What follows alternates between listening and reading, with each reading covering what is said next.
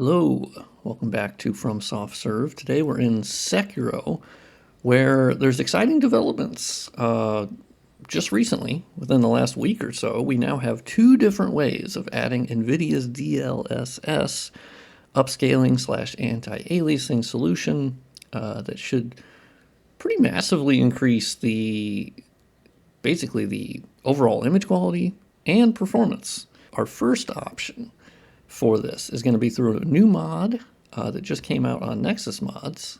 So let's get out of the game and I will show you how to install that. So the first option for adding DLSS is through a new mod called Temporal Super Resolution by Hutai. I don't know how to say that, but it was literally just uploaded yesterday. And it's being done through Reshade.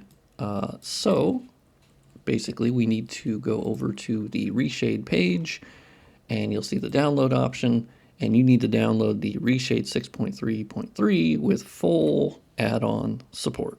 There's two different versions. The add-on support is not playable online, which for Sekiro we don't have to worry about.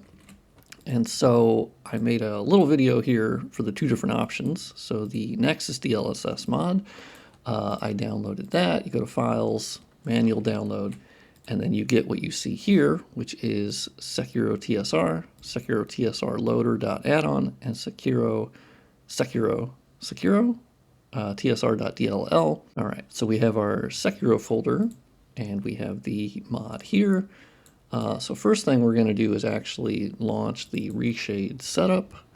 Let's run that. It does tell you that it's only for single-player games because it can get you banned, which is true.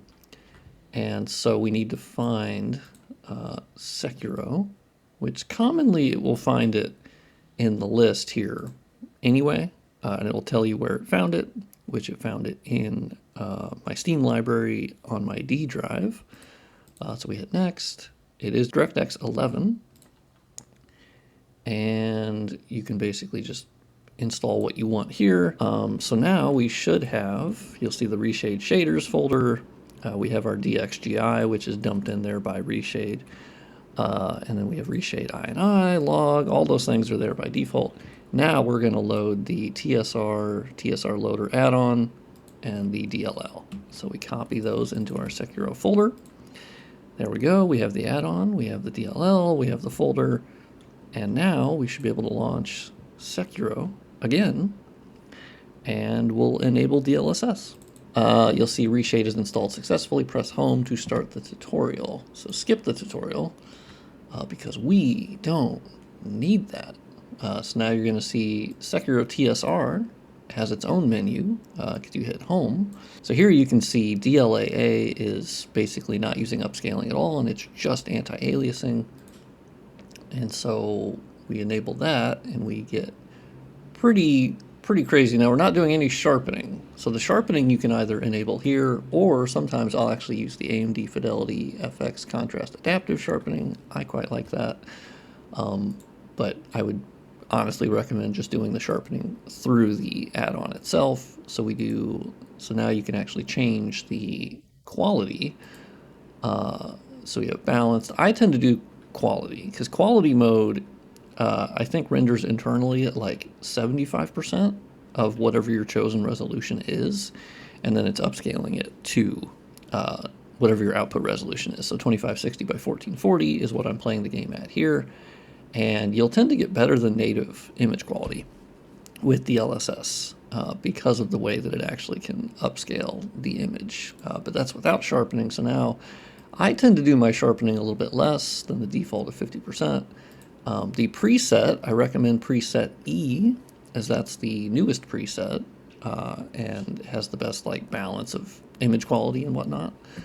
And so, yeah, that's a quick way that now you have NVIDIA's DLSS. Okay, so if we want to install the Sekiro Renderer update, which you can actually find in the DS2 Lighting Engine Discord, which I will link. And the one I'm using here is the Sekiro Renderer Update version 02 Beta 4.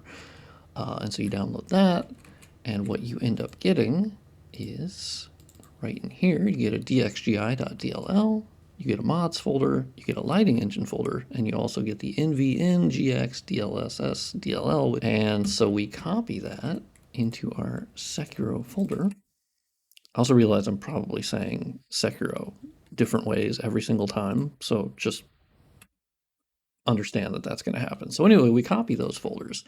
But we're not done yet. So to actually use this, you have to use the Sekiro mod engine, which is the #1 mod for Sekiro by Catalash. And because Sekiro functions a little bit differently than the other Souls games. For whatever reason, it needs a specific mod engine.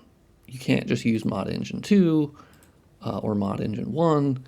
It is a specific mod engine for Sekiro. So we're going to extract the mod engine folder that we downloaded. Easy peasy lemon squeezy. And you'll see in here it has dinput 8 and mod engine.ini. We're going to copy those and put them in your Sekiro folder. And now we can launch the game. And you can see now we have an F1 menu. So we actually can choose NVIDIA's DLSS and FSR. This option does give you the choice of FSR for any non-DLSS GPU, so AMD, of course, and Intel graphics cards. So we have DLSS, and then we have the preset. There we go. Boom. And so here we are. We officially have DLSS enabled. Now, the difference that you'll notice with this is there is not a quality setting where you can choose performance, balanced, quality, etc. It basically is automatically selecting it based on our game resolution. And I was reading some of the comments on the Discord, and this is due to how changing the resolution in Sekiro works. So this method of DLSS, you cannot choose between the different modes. It basically is just going to automatically choose. I'm not sure if it's going to quality mode by default. I would certainly hope so, but I'm wondering if it's automatically balanced or something. I don't know, but I'm assuming a feature in the future would be selectable modes. But still, performance is great. The thing you get with this, in addition to just DLSS, is you actually get, you'll see these settings here. We have shadow quality. It updates the shadow quality. You get soft shadows. You get screen space shadows. There's also a global illumination setting here, which you can see is actually bouncing light around. We get camera lens options for depth of field. And so this comes with a lot of different options where you can basically get enhanced. Yes, here you can actually tweak the SSGI to see how it's bouncing lighting around the scene. In DS2, I had tended to pick 6 for any areas that I was in. But I think in Sekiro that's gonna, yeah, by default you can see it's not really bouncing light at all. And so the SSGI actually does help quite a bit. And we also have, camera focus settings. And so you have a lot more tweakability in terms of that. And it does bring like rendering upgrades to Sekiro that the other Reshade method will not have. But I thought I'd give you 2 options to have DLSS in Sekiro.